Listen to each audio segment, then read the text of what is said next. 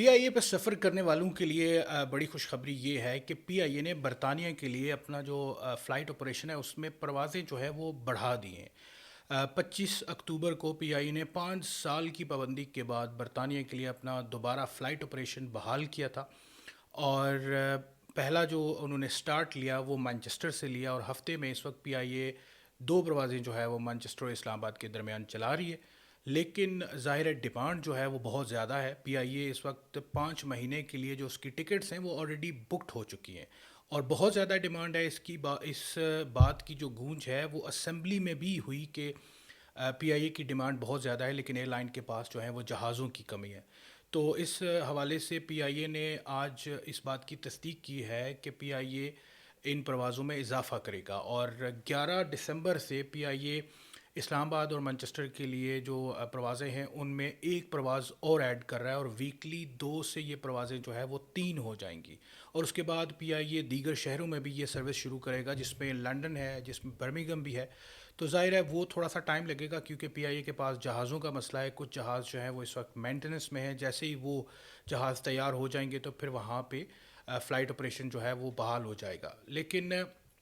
جو پی آئی A M کر رہی ہے وہ یہ ہے کہ مارچ اور اپریل تک لنڈن اور برمنگھم کے لیے فلائٹ آپریشن جو ہے وہ دوبارہ بحال کیا جائے۔ لیکن یہ سارا جو معاملہ ہے، یہ ساری جو چیزیں ہیں، اب جہازوں کے ریڈی ہونے پہ ہے کہ پی آئی اے کے پاس کب ایئر کرافٹ جو ہیں وہ آتے ہیں اور پھر اس کے بعد جو ہے وہ فلائٹ آپریشن بحال ہوگا۔ کیونکہ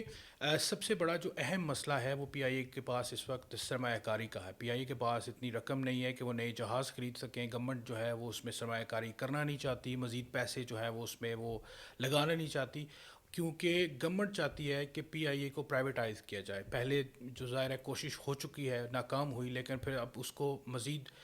جو ہے وہ ایک نئے لیول پہ لے جا کر پی آئی اے کو پرائیویٹائز کرنے کی کوشش کی جا رہی ہے، اور آج حکومت کی طرف سے اس بات کی تصدیق کی گئی ہے کہ پی آئی اے کی جو ڈچکاری ہے وہ اس سال کے آخر تک مکمل کر لی جائے گی۔ کچھ سٹیپس ہیں وہ اسی مہینے میں مکمل کر لیے جائیں گے، اور اس سال کے آخر تک گورنمنٹ جو ہے وہ بڑی پر امید ہے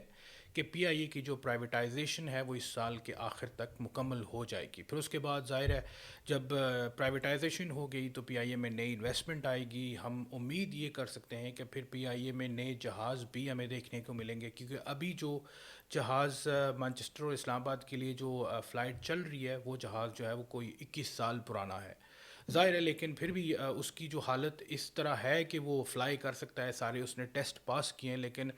اب موجودہ ٹائم میں لوگوں کی ڈیمانڈ ہے کہ اس نئے جہاز ہوں، بہتر سروس ہو۔ تو اس حوالے سے پی آئی اے کو بھی اس بات کا ادراک ہے، اور ظاہر ہے وہ چاہتے ہیں کہ سروس بہتر کی جائے، لوگوں کو باقی جو ایئر لائنز ہیں ان کے مقابلے کی سروس دی جائے۔ تو اس لیے پرائیویٹائزیشن ہی واحد حل ہے جس کے لیے گورنمنٹ جو ہے وہ سر توڑ کوششیں کر رہی ہے، اور اس حوالے سے کافی زیادہ کام کیا جا رہا ہے۔ یہ جو پی آئی اے نے یو کے اور باقی یورپین ممالک کے روٹس شروع کیے ہیں، بیسیکلی اس کا مقصد یہی ہے کہ کسی طرح پی آئی اے کو دوبارہ اپنے پیروں پہ کھڑا کیا جائے، اور تاکہ اس کی پرائیویٹائزیشن ہو سکے۔ ابھی جو پی آئی اے کے روٹس دوبارہ بحال ہوئے ہیں اس کے بعد پی آئی اے اب جو پروفٹ ہے وہ بھی بنانا شروع ہو گئے، ظاہر ہے جو اس کے مالی حالات ہیں وہ بہتر ہونا شروع ہوئے ہیں، تو اس کی پرائیویٹائزیشن میں بھی یہ چیزیں کافی زیادہ کارآمد ہوں گی، اور ہم یہ امید کرتے ہیں کہ بہت جلد یہ سارے معاملات جو ہیں وہ حل ہو جائیں گے، اور اس کے بعد پی آئی اے جو ہے اس کا معیار بہتر ہوگا، لوگوں کو بہتر جو ہے وہ فضائی سروس جو ہے وہ دستیاب ہوگی۔